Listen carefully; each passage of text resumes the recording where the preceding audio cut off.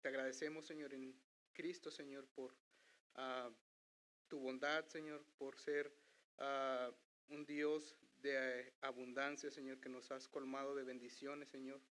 Y ayúdanos a poder gozarnos en eso, Señor, a poder ponerlo en práctica, Señor, también. Y que en ello tú seas glorificado, Señor. Nuevamente te agradezco por cada uno de mis hermanos que está aquí, Señor, porque has puesto en sus corazones esa diligencia de estar aquí, Señor. A los que no han podido estar aquí, Señor, por cualquier motivo, Señor, te pedimos que seas tú con ellos, Señor. Ah, que puedan estar para la próxima vez aquí, Señor. Y nuevamente te damos gracias en el nombre de tu Hijo Jesús. Amén. Pueden tomar asiento, mis hermanos. Entonces vamos a estar en esta porción de Efesios y básicamente estos últimos versículos es una doxología donde Pablo alaba debidamente a Dios por su poder incomparable. El apóstol vemos que examina las maravillas o las maravillosas bondades de Dios hechas efectivas mediante el supremo sacrificio de su amado Hijo, introduciendo en su propia familia a los que en otro tiempo dice que éramos hijos de ira y dándoles acceso confiado a Él, el privilegio de contemplar en todas sus gloriosas dimensiones el amor de Cristo. Y vemos que en este versículo 20, Pablo nos habla y nos dice que ahora bien, aquel que es capaz de realizar mucho más que cualquier cosa que podamos pedir, imaginar según su poder que actúa en nosotros, dice otra versión. Entonces vemos que Pablo ha ido alcanzando ese clímax asombroso, donde dice que estamos llenos de toda la plenitud de Dios y ha ido escalando progresivamente en estos versículos. Si nosotros leemos desde el versículo 17 o desde el versículo 16, nos dice, para que os dé conforme a las riquezas de su gloria, el ser vigorizados con poder en el hombre interior por medio de su espíritu, para que habite Cristo por medio de la fe en vuestros corazones, a fin de que arraigados y cimentados en amor, seáis plenamente capaces de comprender todos los santos cuál sea la anchura, la longitud, la profundidad y la altura, y de conocer el amor de Cristo que sobrepasa a todo conocimiento, para que seáis llenados hasta toda la plenitud de Dios. Vemos que Pablo dice, dice que básicamente que la gloria de todo lo que es nuestro en Cristo lo deslumbra. Vemos que es asombroso contemplar esta gracia maravillosa que nos ha dado en su salvación. Pero también dice que Pablo dice que Dios puede cumplir con más de lo que se le puede llegar a pedir en oración. Da un paso mucho más allá al afirmar que Dios puede hacer mucho más de lo que ellos pueden llegar a imaginar nunca. Y vemos que en este versículo 20, entrando, pues nos habla de aquel que es poderoso. ¿Aquel puede? ¿Dios puede? Sí, Dios puede. Pero la idea no es tanto de que Dios podría siquiera, sino que su poder es incuestionable. Y por tanto, que Dios, como dice aquí, el que es poderoso. Pero vemos que el poder de Dios no es solamente una abstracción teológica, sino que se manifiesta en acciones concretas. Deuteronomios capítulo 3, versículos 16 y 17 nos habla sobre aquellos tres, Sadrach, Mesach y Abednego. Y dice el versículo 16. Sadrach, Mesach y Abednego respondieron al rey Nabucodonosor, diciendo: no es necesario que te respondamos sobre este asunto. He aquí, nuestro Dios a quien servimos puede librarnos del horno de fuego ardiendo, y de tu mano, oh rey, nos librará. Si avanzamos al capítulo 6, versículo 19 al 22, vemos ahí otra acción de nuestro Dios a favor de Daniel. Y dice, el rey pues se levantó muy de mañana y fue apresuradamente al foso de los leones. ¿Recordamos la historia? ¿Sí recuerdan, mis hermanos? Y estaba aquel hombre de Dios, y vemos que aquellos sátrapas estaban básicamente llenos de rencor, de envidia hacia Daniel, y pusieron esta trampa de que cualquier persona que orara a cualquier deidad que no fuera la que ellos adoraban, que fuera a este lugar, a este foso, y que fuera despedazado. Entonces vemos que, como dice la escritura, que Daniel acostumbraba a orar 3 veces al día. Aún así, él, sin dejar en esta disciplina, dice que abriendo las puertas en dirección hacia el templo, dice que él oró.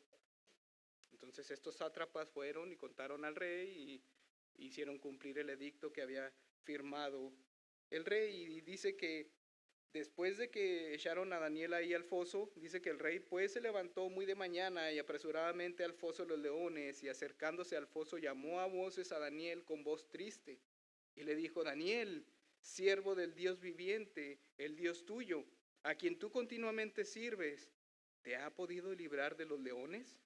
Entonces Daniel respondió al rey: oh rey, vive para siempre, mi Dios envió su ángel, el cual cerró la boca de los leones. Vemos que tenemos un Dios que es poderoso. Y no solamente eso, sino que el mismo versículo nos dice que Él es poderoso para hacer todas las cosas. Es un Dios activo que no está dormido. Él no duerme, ni inactivo. Dice que su brazo sigue extendido, ni muerto. Y además, el suyo es un poder que no tiene limitaciones. Judas, versículo 24 y 25 dice: y aquel que es poderoso para guardarnos sin caída y presentarnos sin mancha delante de su gloria con alegría, al único Dios sabio, nuestro Salvador, sea la gloria y majestad, imperio y potencia, ahora y por los siglos de los siglos. Amén. Entonces nos dice que es poderoso, pero no solamente que es poderoso, sino que también es poderoso para hacer todas las cosas. Entonces, si aún todavía no hemos captado la magnitud de la frase, y vemos que la frase nos dice: aquel que es poderoso para hacer todas las cosas abundantemente. Y esta palabra, de hecho, anterior a esta, nos dice que es hiper. Y prosigue de una frase que nos dice que es la frase griega perizos, que es aún más, en un grado superlativo, en un grado extremo.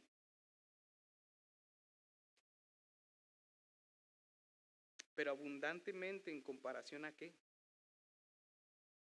El apóstol quiere comunicar la idea de que no ha entrado siquiera en nuestra imaginación, ni mucho menos en nuestro entendimiento, todo lo que Dios es capaz de hacer.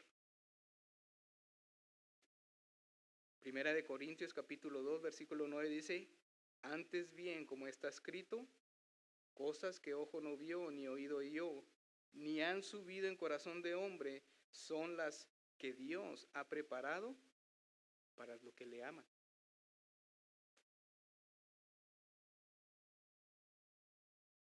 Entonces el texto nos dice, el que es poderoso para hacer todas las cosas mucho más abundantes y más allá de lo que pedimos o entendemos. ¿Te conformas con una entrada de panzazo en el reino? Y lo digo así de panzazo porque era una expresión que utilizaba alguien. ¿O crees que Dios es poderoso para efectuar en ti cambios tan radicales, profundos y grandes que tendrás una entrada amplia? Segunda de Pedro, capítulo 1, versículo 11. Porque de esta manera os será otorgada amplia y generosa entrada en el reino eterno de nuestro Señor y Salvador Jesucristo. ¿Le creemos a Dios, hermanos? ¿O solamente decimos que le creemos de boca, como dice, de dientes hacia afuera? ¿Creemos realmente la palabra del Señor? ¿Realmente creemos lo que el Señor nos dice en su palabra?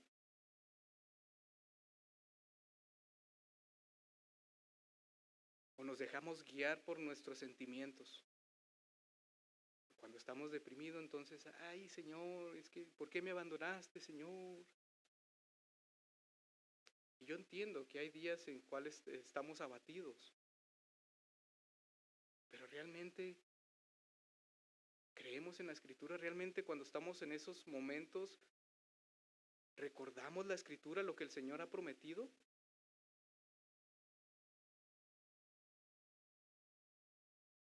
Y entonces, ¿por qué no recibimos lo que pedimos? Santiago, capítulo 4, versículo 3 dice, pedís y no recibéis porque pedís mal. Y el texto continúa y dice que pedimos en base a nuestros deleites y pedimos en nuestra carnalidad.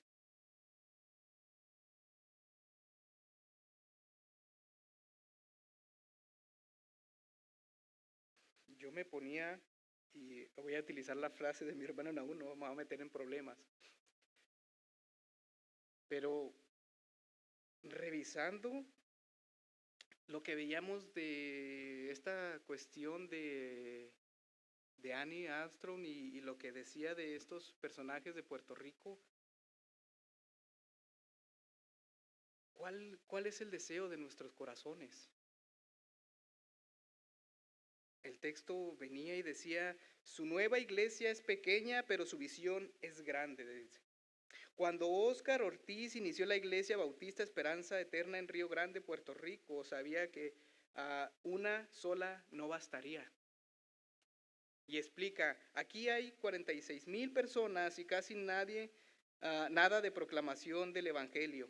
No podemos esperar hasta tener muchas personas y recursos, necesitamos plantar más iglesias ya. ¿Realmente es lo que necesitamos? ¿Eso es lo que Dios quiere? ¿Que plantemos iglesias por todos lados? ¿Habrá un cambio realmente si seguimos plantando iglesias?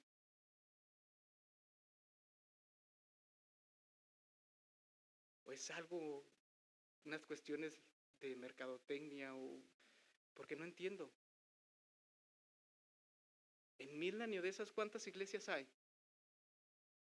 Hay un montón, hermanos.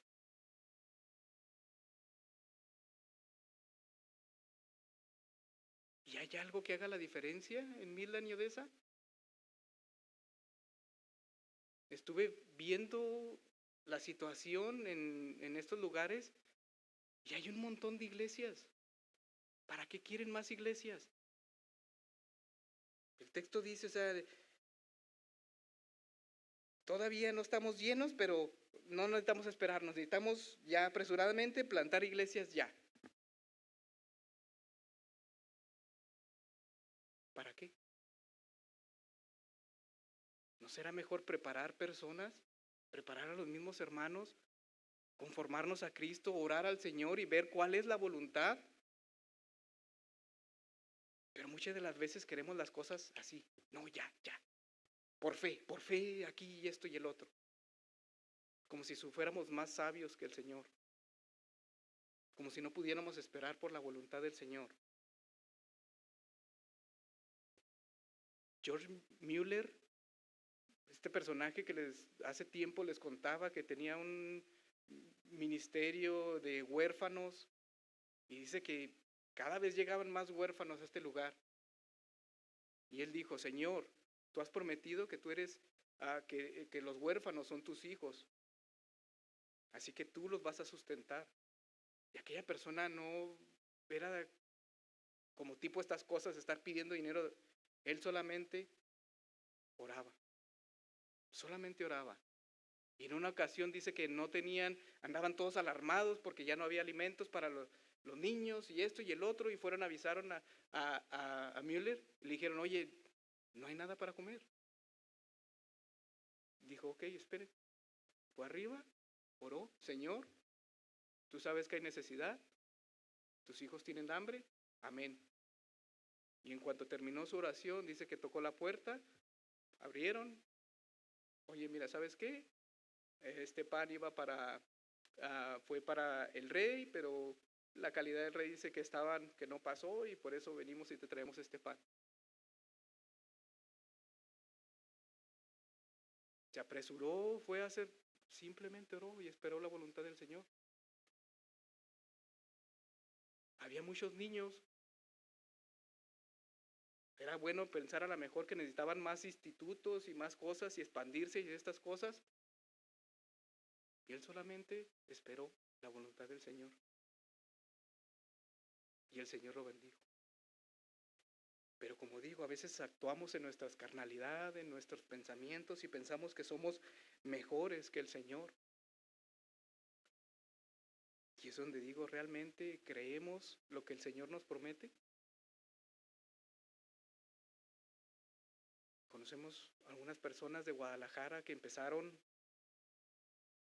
con una iglesia muy pequeña, y este pastor predicaba el evangelio afuera de las iglesias católicas y en los hospitales, y se fue añadiendo gente, y iba a aquellos pueblos donde nadie quiere ir, que están, o sea, de hecho el lugar se llama Cartolandia. O sea, ¿cómo creen que esté de humilde ese lugar para que se llame Cartolandia? Y habrá una obra ahí. Ya ha abierto varias obras en esos lugares que nadie espera nada de la gente porque es muy humilde, y el Señor lo ha bendecido. Y no es que vamos a abrir y aquí y hacer, y no. Es esperar en la voluntad del Señor porque Él ha creído en el Señor. Pero muchas de las veces queremos en nuestra carnalidad hacer las cosas. Entonces, el texto nos dice que Él nos da abundantemente y más allá de lo que nosotros pedimos o podemos imaginar. Pero tenemos que confiar en el Señor. Al tiempo de Él, no al tiempo de nosotros. La segunda porción nos dice en el 20b: según el poder que actúa en nosotros.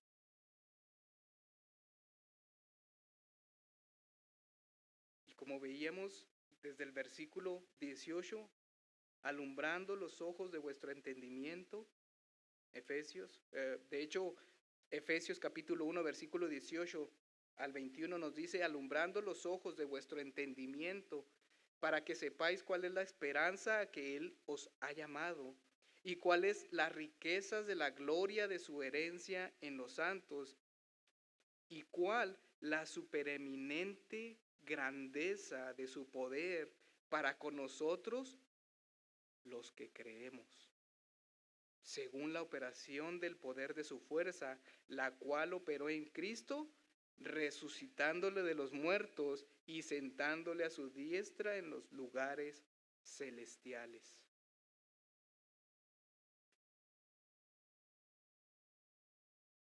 Que el Señor nos dé entendimiento para poder entender de ese poder que nos ha dado el Señor. Y no estoy hablando del poder de que ahorita tengo superpoderes y esas cuestiones, sino que el texto nos dice que ese mismo poder que levantó a Cristo de la tumba es el mismo poder que nos dio vida a nosotros. Ese mismo poder, hermanos.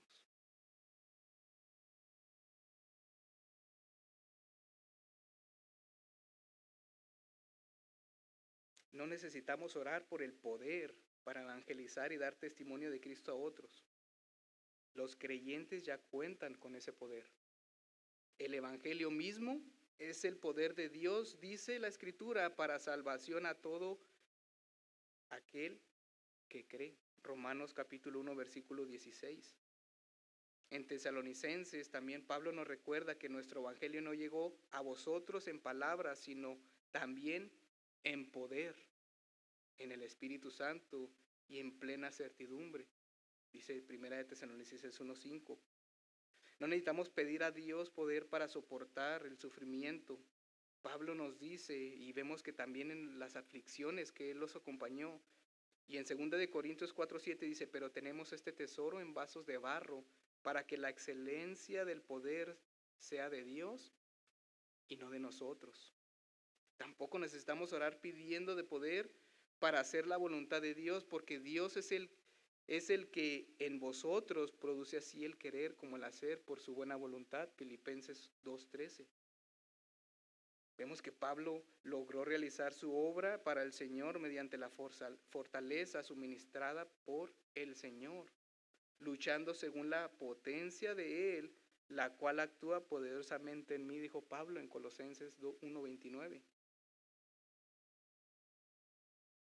Justo antes de la ascensión de Jesucristo, el Señor dijo, pero recibiréis poder cuando haya venido sobre vosotros el Espíritu Santo. Hechos versículo 8. Capítulo 1, versículo 8. Una certeza que todo creyente recibe en el momento de su salvación. Dios es poderoso para hacer todas las cosas mucho más abundantemente de lo que pedimos o entendemos según el poder que actúa en nosotros, dice el versículo. El poder, la operación y su fuerza sobrenaturales con los que Dios equipa a cada creyente y con los que glorificará a todo creyente es el mismo, como les dije, que operó en Cristo, resucitándole de los muertos y sentándole a su diestra en los lugares celestiales. Entendamos que el poder con el que Dios nos guarda y nos asegura el cumplimiento de su esperanza maravillosa, la cual es nuestra en Cristo. El poder que levantó a Cristo de la tumba es el mismo poder que nos resucitó a nosotros y es el mismo que nos asegura la gloria. Porque así como el texto y veíamos, porque aquel que es poderoso. Y todo aquel que cree en el Señor tiene una esperanza. Si usted cree en el Señor, tiene una esperanza. Eso es seguro. Y nadie se lo puede arrebatar. Nadie. Si usted cree.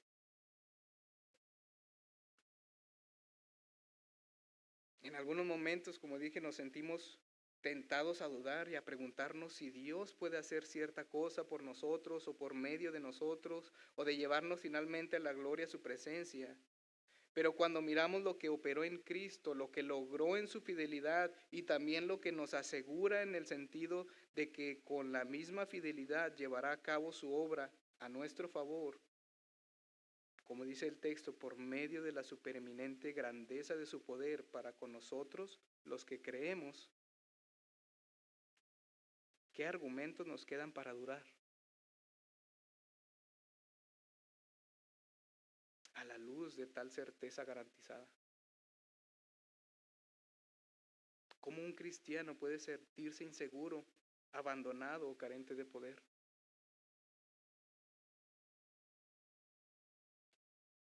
Claro, puedo dudar, hay veces que fallamos y nos podemos cuestionar, Señor, realmente, puedo dudar de mí, pero no puedo dudar del Señor.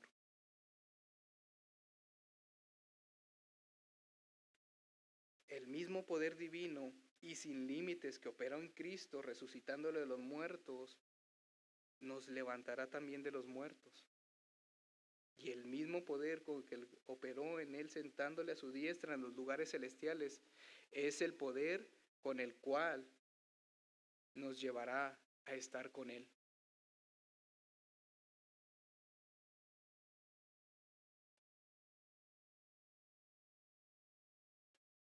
Que el Señor nos ayude a entender cuán fiel y poderoso es el Señor.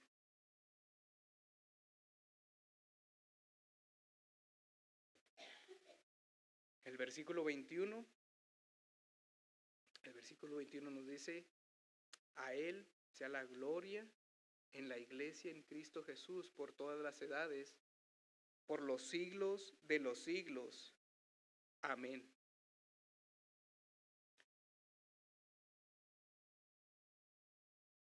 ¿Por qué hace Dios estas cosas? Este debería ser el objetivo final de nuestras oraciones. Agradecer a Dios por el poder y el amor. A Él sea la gloria en la iglesia y en Cristo Jesús por todas las generaciones, por los siglos de los siglos. Amén. Dios bendice a su pueblo para su propia gloria. Stott dice en un comentario, Dios desea la gloria en la novia y en el novio, en la comunidad de paz y el pacificador. ¿Pero por cuánto tiempo? Para siempre, dice el texto. Para siempre. Dios será glorificado por su poder y su amor para siempre. Dios será glorificado por su pueblo por siempre. Dios será glorificado en Cristo Jesús, el Cordero que fue inmolado para siempre. Dios será glorificado en Cristo que cayó de rodillas ante el Padre en el huerto de Getsemaní, que bebió la copa de la ira para que nosotros pudiéramos recibir la copa de gracia, que nos ha reconciliado con el Padre y entre nosotros,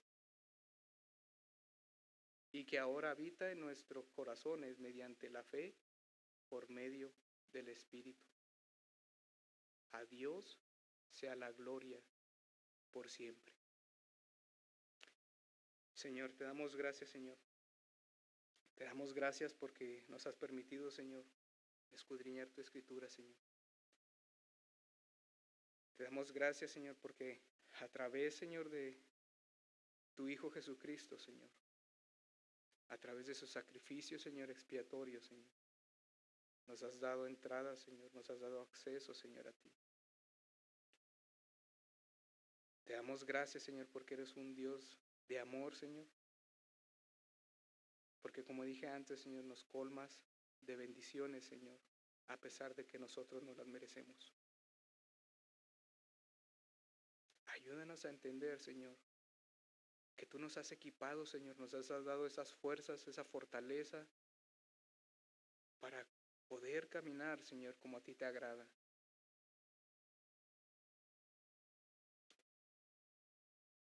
Que seamos diligentes, Señor, para poder poner en obra, Señor, lo que tú nos has dado, Señor.